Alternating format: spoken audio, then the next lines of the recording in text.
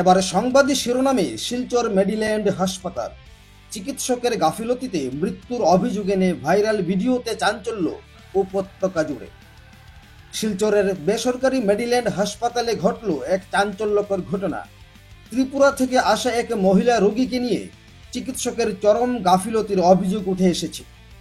Social মিডিয়ায় viral হওয়া ভিডিওতে পরিবার ও স্থানীয়রা দাবি করছেন, সময় মতো চিকিৎসা না দেওয়ার ফলে রোগীর মৃত্যু হয়েছে।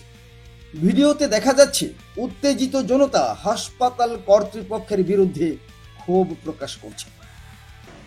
এই যে এক নিরপরাধ স্বামী বিনা দোষে তার আজকে গোটা গেল আর কি পৃথিবী ছাড়িয়ে।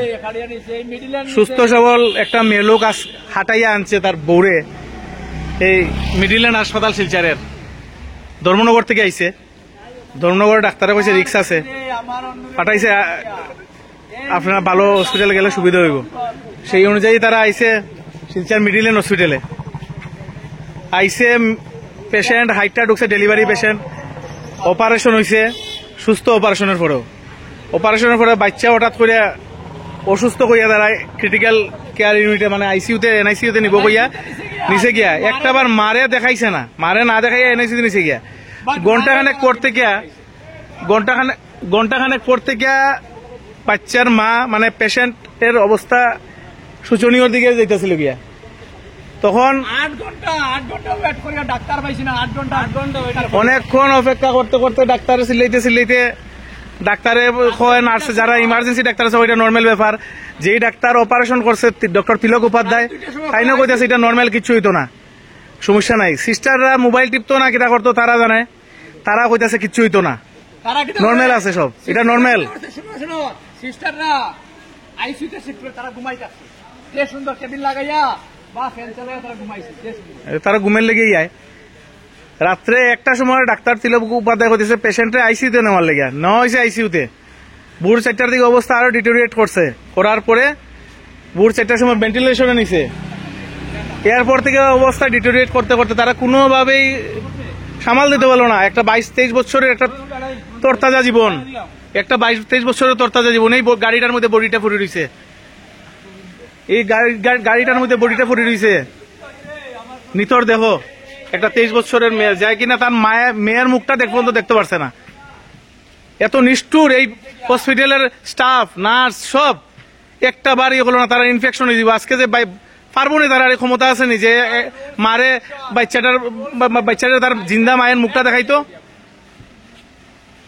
তারা একটার পরে একটা তারা গলতি করে যে বিভিন্ন পেশেন্টের লোক তারা বিভিন্নভাবে বিভিন্ন সময় করে এইরকম তারা তারার ইতিহাস অনেক আছে, আমার ফ্যামিলিগত অনেক ইতিহাস আছে। এইখানে ডাক্তারের সুবিধাজনক না একজনও। ডক্টর তিলক উপাধ্যায়, ডক্টর এমআর মজুমদার, এরকম আরো অনেক ডাক্তার আছে। আমার বাবারা কইছে আপনারা কেউ বাঁচাইতে পারতো না, কিডনির পেশেন্ট আছিল, আপনারা এই পৃথিবীর কোন ডাক্তারে বাঁচাইতে পারতো না, এরকম এই এমআর মজুমদার কইছে। সত্যি আমার বাবা ডরাইয়া 6 মাসের মধ্যে নাই, সিকেডি 1-এ ধরা পড়ছিল কিডনি প্রবলেম। এই হয়েছে মিডিল্যান্ডের হাসপাতালের অবস্থা। ত্রিপুরার যত জনগণ দয়া কইরা মিডিল্যান্ডে কোনো ট্রিটমেন্ট আপনারা নিতে আসবেন না, না টেস্ট টিউব বেবি না কে কিচ্ছু, এখানে সব কিছুর নামে ভাওতা চলে। আপনারা আনবো এখানে বুদ্ধি করিয়া আইনা সেরিয়া তারা আপনারে সুযোগ করিয়া অবস্থা ক্রিটিক্যাল করাইয়া আপনারা ইয়ে করবো, ক্রিটিক্যাল কেয়ার ইউনিট নাইলে আপনারা ভেন্টিলেশনে দিয়ে দিব। এটা হচ্ছে সিস্টেম এখানে। এই আমার বাইটা কইব কিছু যে আজকে ভুক্তভোগী কইতাম ভাই, আমি কি কইতাম এই শিলচর মিডিল্যান্ড আমার স্ত্রীরে খাড়িয়া নিছে এবং বাচ্চাটারেও আমার স্ত্রী একবার মুখ দেখাইতে দিছে না। তাদের রুলস রেগুলেশন গাইডলাইন্স ব্রেক হয়ে যায় গিয়া। ডক্টর যদি হয় দেখাইলো, নার্স হয় না হয়তো না, তুমি খানে কইছো ম্যাডাম রে, ঝগড়া করে আমরা পেশেন্টের সঙ্গে। আমরা গতকালকে সন্ধ্যার সময় আইছি দমনগর থেকে, এইসব বাচ্চা একটা ডেলিভারি, কিন্তু তারা কি করছে, আসার পরে ডক্টর তিলক উপাধ্যায় বলে ওকে অটিতে নিয়ে যাও, এখন অটি করে নেব উইদাউট এনি বেবি, আমাদের অবজারভেশন থাকবে এনআইসিউতে, বাট তার কাছে 30 মিনিটসেরও টাইম নাই। বেবিটারে মার মুখটা দেখার জন্য। রাত্রে 9টা থেকে আমার স্ত্রীর সমস্যা সৃষ্টি হয় আফটার ডেলিভারি। আমি ওদেরকে জিজ্ঞেস করি, নার্সকে জিজ্ঞেস করে, ওরা বলে এটা নর্মাল। ডাক্তারের ফোন করে, ডাক্তার বলে নর্মাল। তার কিছুক্ষণ পরে আমি যখন বললাম আবার, তখন তারা ইমার্জেন্সি ডাক্তারকে নিয়ে এলো। যে ইমার্জেন্সি ডাক্তারের একটা টেলিস্কোপ নেই, ও শ্বাস পালাতে পারছে না, বুকে একবার দেখলো না, হাত দিয়ে বলে ওটা নর্মাল, ঠিক হয়ে যাবে। এতে করতে করতে রাত্র 12টা বাজলো। 12টার পরে কি হলো, আমার রোগীর অবস্থা ক্রিটিক্যাল হয়ে গেল, শ্বাস নিতে পারছে না। আমি তখন ওদেরকে ধমকি দিলাম যে তোমরা কি ফাইজলামি করছো আমার সঙ্গে, তোকে ডাক্তার ডাকবে না তোমরা এখন মোবাইল দেখার জন্য এসছো। নার্সের মোবাইল দেখে সময় পেলে তারা একটু ভিডিও কল করে মোবাইলে। রাত্র 1টার সময় ডক্টর তিলক উপাধ্যায়কে ফোন করা হলো। উনি বললেন পেশেন্টকে জেনারেল থেকে আইসিইউতে শিফট করতে হবে। আইসিইউতে নিল আমার পেশেন্ট।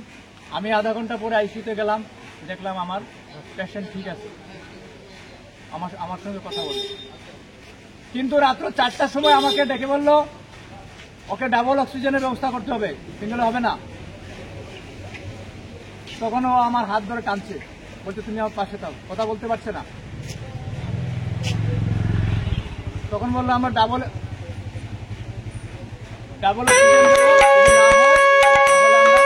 ভেন্টিলেশনে নেব সকাল 5:30টায়। ওকে ভেন্টিলেশন, আর ভেন্টিলেশন থেকে আজকে সন্ধ্যায় আমরা সেই আশা নিয়ে আসি। আমরা এখন পরিবারের সদস্যদের বক্তব্য অনুযায়ী রোগীকে হাসপাতালে আনার পর দীর্ঘক্ষণ অপেক্ষা করানো হয়। চিকিৎসকের উপস্থিতি না থাকায় অবশেষে মারা যায় ওই মহিলা। ওই ঘটনায় ক্ষুব্ধ পরিবার প্রশাসনের কাছে সুষ্ঠু তদন্ত ও দোষীদের শাস্তির দাবি জানিয়েছেন। প্রশাসনের কাছে তাদের আবেদন হলো ওই ধরনের ঘটনা যেন অন্য কারোর জীবনে আর না ঘটে। তাই দ্রুত তদন্ত করে দোষীদের বিরুদ্ধে ব্যবস্থা নেওয়ার আহ্বান জানানো হয়েছে। কদমতলা থেকে ভানুচন্দ্রের রিপোর্ট, ত্রিপুরা পাইওনিয়ার।